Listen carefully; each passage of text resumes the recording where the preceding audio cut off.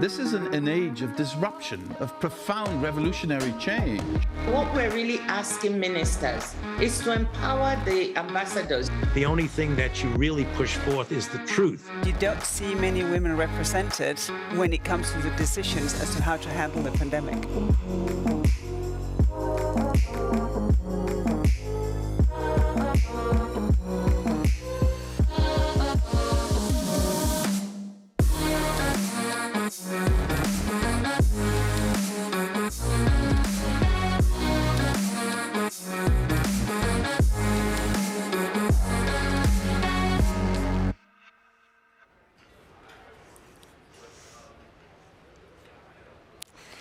Good morning, everybody, and welcome to day 3 of our Sustainable Futures Summit.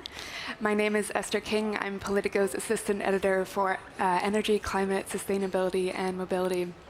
Today, we'll be talking about the circular economy, and more specifically about the EU's efforts to be a global leader on those policies. So Brussels has set ambitious targets for reducing waste and improving reuse and recycling. That means new rules on how to design products that will last longer and can be repaired more easily, measures to boost recycling of raw materials and reduce the EU's dependency on other countries, and policies targeting textiles, batteries, and plastics. It also means nudging consumers to make more sustainable choices and taking steps to reduce overall consumption. In theory, these policies will help the EU achieve climate neutrality by 2050, slash pollution, and preserve both the environment and the continent's economic competitiveness. But is the EU on the right track, and what are the implications for industry, for consumers, and for the environment? That's what we'll be looking at today. I'd like to thank you all for attending, and to thank especially our partners for making this summit possible. Our leading partners are Coca-Cola in Europe, GE, and SQM. Our presenting partners, Braskem, Cefic, Google, MAN Truck and Bus, Ørsted, PepsiCo, and PGE. Our networking partners also KZ and 3M. I'm going to run through quickly some housekeeping items before we get started. So you can ask questions through the swap card platform. You've probably heard this before, but you can find the instructions on how to use it on our event website. If you're already on the platform, you can chat to each other, ask questions in the question box. That's to the right of the screen if you're on a desktop, and below the live stream if you're using your mobile. And if you're joining us in person, you can scan the QR code that should be rotating on the screen to download the app and ask your questions. There'll also be sessions where we take questions live. I also want to draw your attention to the artwork that's hanging around on the walls of the venue. It touches on the themes of sustainability that we're here to talk about today, and they're by Janina Rossiter and the cartoonist Esther Favero. We're also very happy to let you know that in keeping with the spirit of our sustainability theme, your badges are 100% sustainable. So they're made up of seeds that will actually grow into flowers if you plant them. If you want to tweet about the event, please do so, and make sure you use the hashtag #PoliticoSustainability. Now I'm going to hand the mic to my colleague Jan Chensky, who's our senior policy editor at Politico, for the opening interview with Katharina Stenholm, Senior Vice President and Chief Sustainability Officer for PepsiCo Europe. Thank you.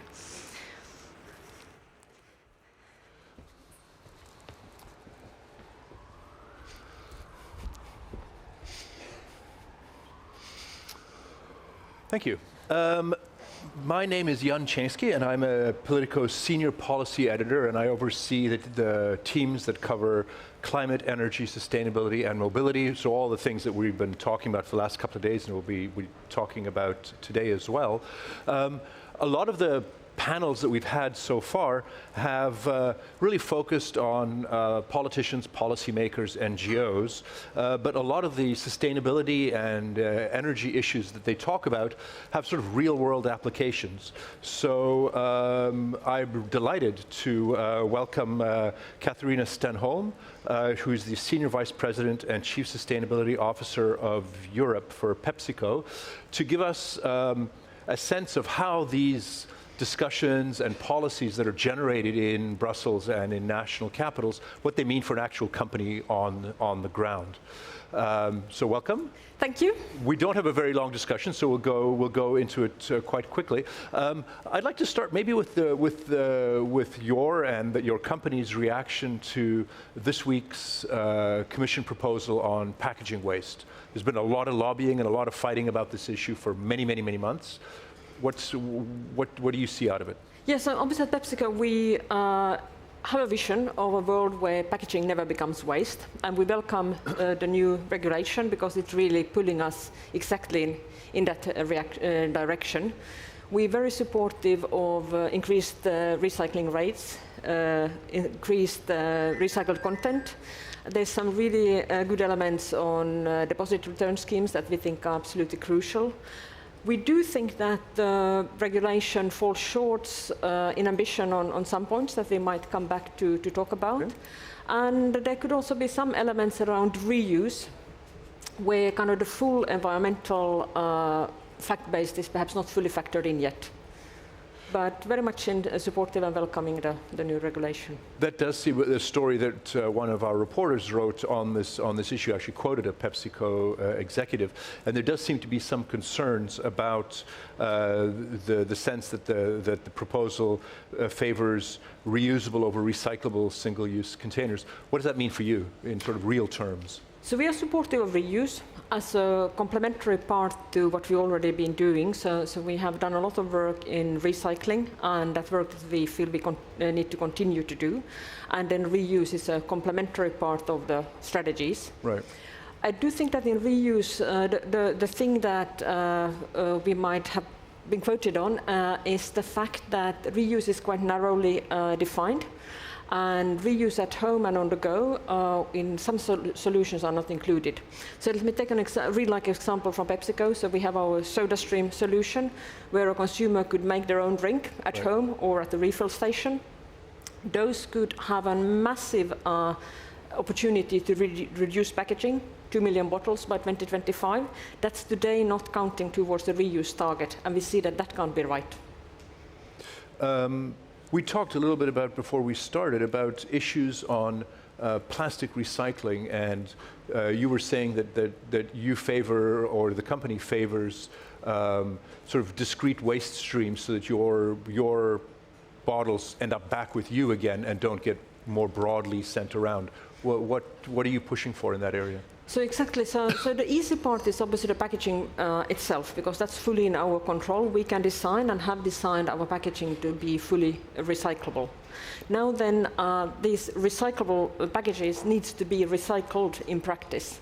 And that's where we have, our opinion is that recycling targets for recycled content are the best drivers to have that infrastructure come in place, the investments being made, so that we could actually get the packaging collected and recycled and be reused in packaging. But so do you want to have a Pepsi-only waste stream that all the... No, we're talking material specific. So for example, at the moment when we have targets for plastic, then it's very easy to collect the bottles because we have a structure for that, there's a lot of value in that. Then the flexible packaging that is a lot more complicated easily gets left behind and not collected. So we think it would be beneficial to have targets per material group so that we get all the plastic packaging back. And specifically with bottles, is it actually a sustainable model to recycle plastic bottles, or does the waste stream end up with admixtures of other forms of plastic which make it very expensive and difficult to economically actually set up a full circular economy for that? So there are many dimensions in what you just said, but if I pick on two, so first of all, I think for bottles, if we have a deposit return scheme that has been shown to drive really high recycling rates, so you actually put a value on the packaging, the consumer gets that value back when he returns the packaging, so that really drives a very circular model. Also not entirely intuitive, but in many instances a recycled plastic bottle actually have a lower carbon footprint than a glass bottle. Because we have to take into account the weight of the bottle, the amount of material in the bottle, the transport of the bottle, the washing of the bottle, and when you add all of this up, recycled plastic bottle in many instances comes out as the most favorable alternative. Does the proposed legislation favor recycled plastic, or is there, because I've seen some stuff that the argument that, as you said, glass is actually an old technology, but one that is much more favorable to a circular economy than plastic? So we have both models, and that's the way we see it needs to be. So we have reuse, but we also have recycled content. And on recycling, that's where we would welcome even more ambitious targets than we have in the version from yesterday. And comes back to the conversation we had earlier on, we need all type of packaging back, and higher ambition on recycling could drive exactly this. You said you had some other thoughts about the proposal. What specific things do you favored, or are you going to be lobbying against when? So we already discussed that we could have more ambitious recycling targets. We think that an absolute ban against landfill of packaging should be included. That's kind of why we felt that the paper was a bit short on ambition. And then really importantly on reuse, we would really want that reuse definition to be broader. There are so many models out there, SodaStream I already mentioned, refill stations where the consumer can have their own packaging. There are new business models based on concentrates and powders. These would absolutely have to be included and counted towards the reuse targets. What is that? You talked about SodaStream, these other ideas that are kind of kicking around out there.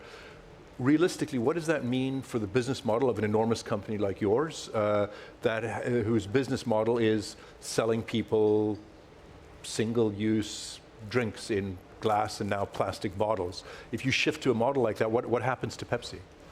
So the business model is not to sell single-use packaging. The business model is to sell fantastic beverages and snacks that bring smiles to people every day as consumed. Then obviously we have to be very responsible around the packaging we use. In many instances, it's still impossible to get the product to the consumer in a safe way without packaging, and that's where we then come to the fully circular model that we need to put in place. And as I already alluded to earlier, there is the part in our control in the design of the packaging, but we also see it is really our role to influence and collaborate to get the infrastructure in place. So I think you need to have a very transformative mindset. You have to be prepared to challenge yourself and just accept that the way you used to run your business yesterday is not the way we're going to run it tomorrow. Okay. But that has to be end-to-end within your company, but actually in the value chain. So we need to collaborate with other people with similar packaging. Country by country, we need that infrastructure to be put in place. And you'd mentioned that you're in a sense defending your waste stream from clothing and other manufacturers who are also getting their hands on the plastic. How are you ensuring that the waste stream ends up back where it should be? So that, for example, when I say that we support DRS, so a deposit return scheme, when the consumer pays a deposit for the packaging that he gets back. Those schemes have to be designed very carefully, and it's important that the producer actually maintains ownership to the material, because otherwise a very high quality food grade material could very quickly be downgraded, downcycled to applications where a different quality grade would be sufficient. So it would be important to keep that food grade material for food grade packaging, because that's kind of circular economy at its heart. And by designing the DRS system so that the producers maintain ownership of the material, we can avoid that the material gets lost into other applications that don't need this food grade material. Do you see that taken into account in the proposal, in the Commission proposal? So now we need to go through all the details. Obviously, it was a thick document that came out yesterday, but I think the direction of travel is absolutely right, and we start to have all these design principles included. We need to go through the exact details to see whether we need to tweak them a little bit or try to bring a point of view. But yes, directionally, the design principles are included in the document. Super, thanks. Unfortunately, our time for our very short panel is over. Thank you very much for bringing a sense of how what the Commission is doing actually affects a company. So thank you very much for taking part in the panel. And if you can all please just stay seated, we're going to make a quick transition to the next session, which is titled Accelerating Europe's Transition to a Circular Economy, and it'll be moderated by our sustainability reporter, Louise Guyot. Thank you. Thank you.